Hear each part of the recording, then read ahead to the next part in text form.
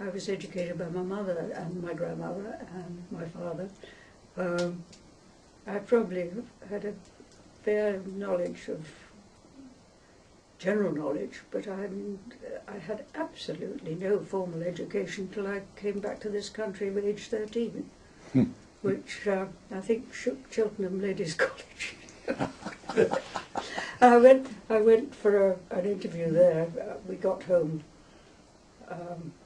in the spring of '45, and Mother had fixed up for me to go and have an interview. And the day we were due to go and meet the headmistress and do these exams, as we were going down on the train, it was announced that the European war had ended, finished, that literal day.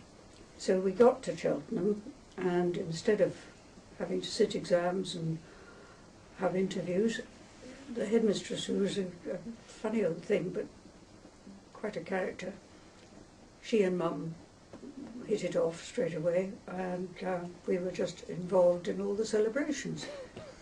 We went to the big church service that they had. I'd never seen 800 white women all at once, and it was quite something.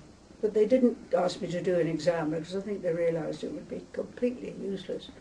But I did get given a general knowledge test. And the only question I couldn't answer was, what did EWS stand for?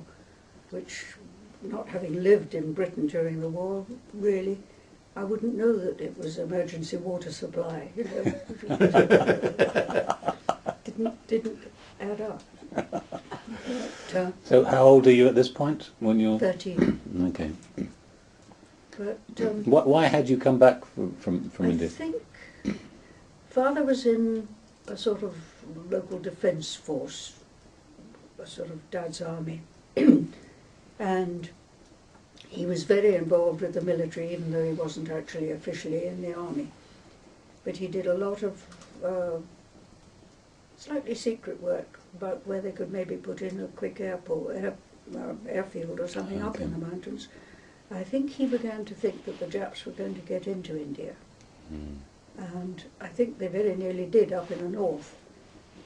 And I don't know, I can't think why they just suddenly decided to come home then. Because we came home in a troop ship, and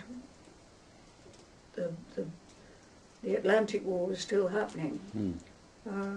Mother said she never undressed. Once we left Jib, she never took her clothes off at night. You know. We were in cabin, 20 people, sort of 4 decks down. That must have been an incredibly hazardous journey, actually, at that point, all the way from India. I was too little to realise, thank goodness. And she was wonderful, because she never gave me the feeling that she was scared. Yeah. But I think she was very glad when she woke up one morning and found herself in the Firth of Clyde, which she recognised because, you know, having grown up on the side of the Clyde. And it was her birthday, actually, I remember. It was terrific excitement. But, February in the sort of ghastly sheds waiting for the luggage to come off the ship. There was a sort of canteen where we were told we could get a cup of tea. And somebody gave me a pie, which was cold and greasy.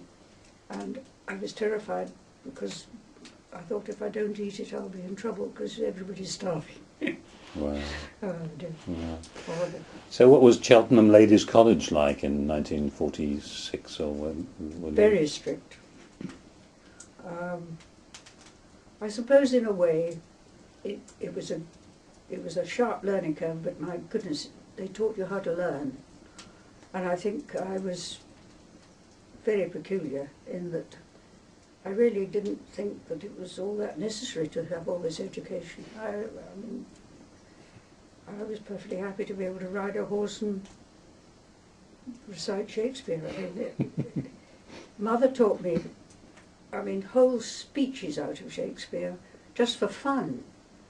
And we would take part in it together, you know, because she was a very good actress in an amateurish way. And, you know, doing sort of once more unto the breach, dear friends, 1 minute, or Macbeth, you know, Lady Macbeth and everything. I could do all that at Cheltenham, which all the people at Cheltenham said, oh, Shakespeare, you know, but not for me. I mean, it was wonderful. Easy. I loved it.